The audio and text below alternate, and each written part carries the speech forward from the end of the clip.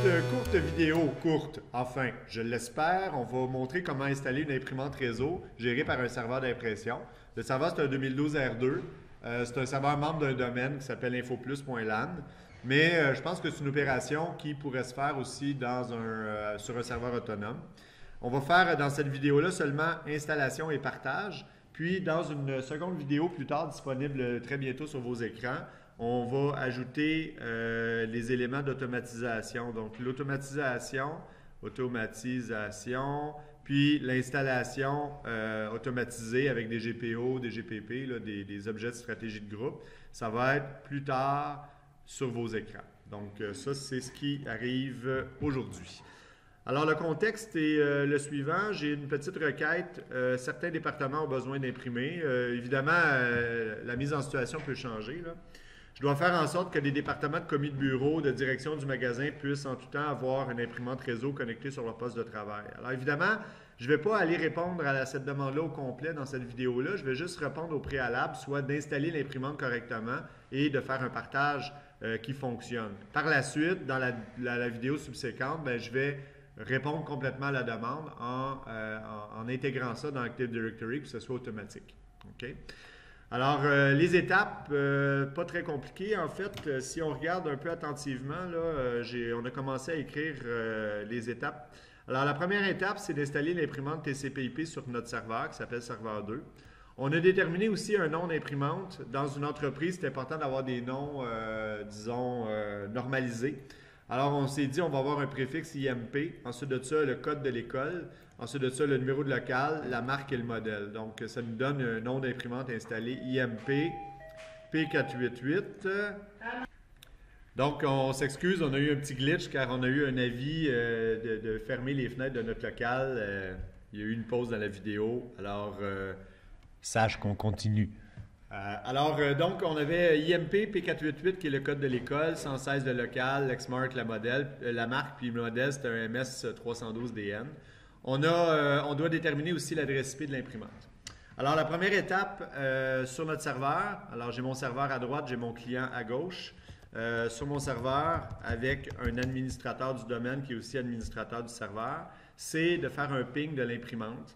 Alors, si je me réfère ici à ce que j'ai à faire, donc j'ai un ping à faire sur l'adresse IP de l'imprimante pour m'assurer que cette imprimante-là, qui est une imprimante réseau, soit accessible. Alors, si l'imprimante n'est pas accessible, je ne pourrai pas l'installer.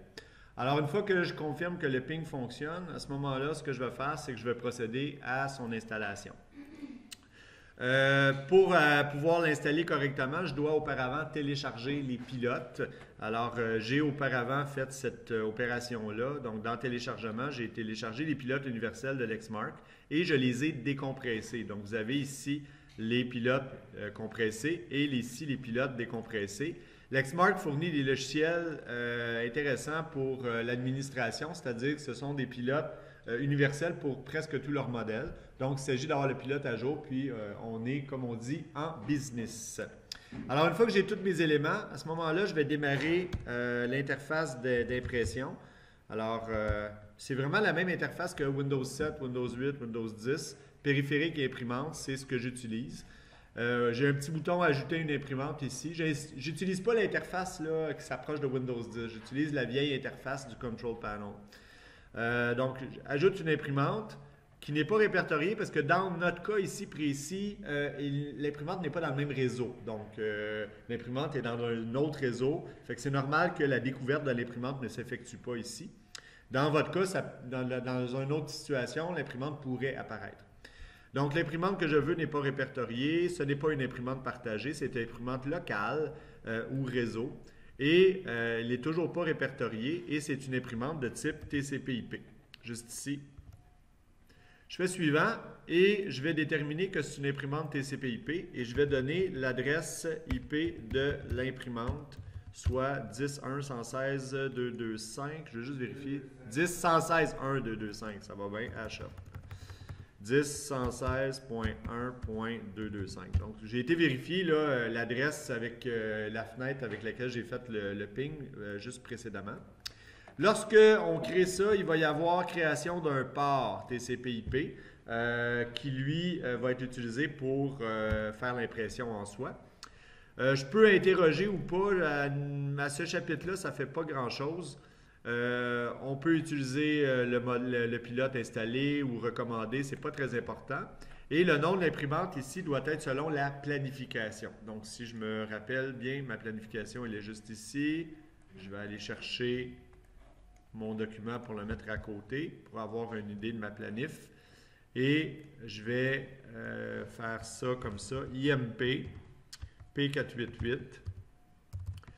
On n'est pas obligé que le nom de l'imprimante soit celui qui est normalisé, mais ça va beaucoup mieux parce que parfois, les partages vont montrer ce nom-là et parfois, les partages vont montrer le nom du partage. Fait que en mettant le même nom au niveau de le nom de l'imprimante et au nom du partage, bien, on vient court-circuiter tous les problèmes qui peuvent arriver au niveau de l'information. Je vais ne pas partager l'imprimante ici pour montrer vraiment les options complètes. Une fois que j'ai installé mon imprimante de base, je vais aller dans les propriétés de l'imprimante. Et là, idéalement, la prochaine étape, c'est d'aller installer les pilotes. Alors, dans Avancer, c'est un nouveau pilote que je dois installer, sauf que je ne peux pas installer de nouveau pilote tant que je ne modifie pas les options de partage. Une fois que j'ai modifié les options de partage, très important, là, je peux aller en mode avancé, installer mon nouveau pilote. Donc, nouveau pilote, je consulte l'assistant d'ajout de pilote d'imprimante. Je ne vais pas chercher dans la liste, ça ne donne rien. Je vais aller appuyer sur le bouton disque fourni pour pouvoir déterminer ou pouvoir pointer à mon serveur les pilotes de l'imprimante. Alors, je vais parcourir l'endroit où se trouvent mes pilotes, soit dans mon dossier téléchargement. J'ai un dossier universel et dans ça ici, j'ai mon fichier INF. C'est lui que je dois trouver et pointer. Une fois que j'ai fait ça, je fais ouvrir. Et techniquement, on devrait voir le nom de l'imprimante. Alors, en fait, c'est le nom du pilote.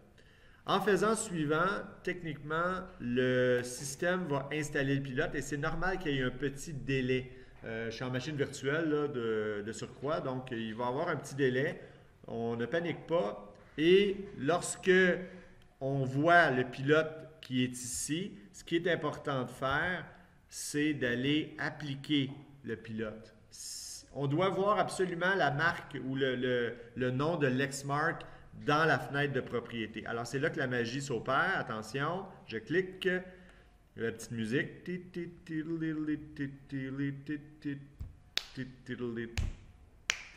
une vidéo joyeuse ce matin. Ah, on est en forme. C'est nuageux, donc on met du soleil. Alors, vous voyez que les propriétés de l'imprimante ont changé. Il y a beaucoup plus d'onglets, il y a beaucoup plus d'options. Et on voit le logo qui est signe que notre imprimante, elle, fonctionne. Alors, il me reste juste à partager par la suite. Donc, le partage est relativement simple. Je partage et dès que je partage, le même nom, le nom de l'imprimante s'affiche. Donc, j'ai vraiment du temps de sauver ici. Je vais lister dans l'annuaire. L'annuaire va me permettre de trouver cette imprimante-là rapidement dans Active Directory pour un utilisateur. Cette option-là n'est pas là dans le cas d'un serveur membre. C'est là juste parce que mon serveur est membre d'un domaine. Je fais appliquer et à ce moment-là, je vais avoir le partage qui va être effectué correctement. Dernière chose, il faut s'assurer que les pilotes soient présents pour tous les types de systèmes. Donc, mon serveur est un 64 bits. Je dois avoir les pilotes de 32 bits d'installer. Donc, pour m'en assurer, je vais encore modifier les options de partage ici pour avoir le bouton pilote supplémentaire, toujours dans l'onglet partage. Et dans pilote supplémentaire, je dois m'assurer que autant les pilotes de 64 bits que les pilotes de 32 bits soient installés. Sinon, mes clients 32 bits n'auront pas les pilotes à partir de mon serveur et donc n'auront pas toutes les fonctionnalités. Alors, ça tombe bien, mon Windows 7 ici est un 32 bits, fait que je vais devoir installer dans mon serveur les pilotes 32 bits. Donc, je clique X86 et dès que je fais ça, techniquement, on me demande encore les pilotes. Et c'est exactement les mêmes pilotes qu'il faut que je présente. Donc, je vais dans Parcourir, dans Universel, je vais chercher mon INF. Techniquement, le pilote devrait être capable de trouver les fichiers 32 bits.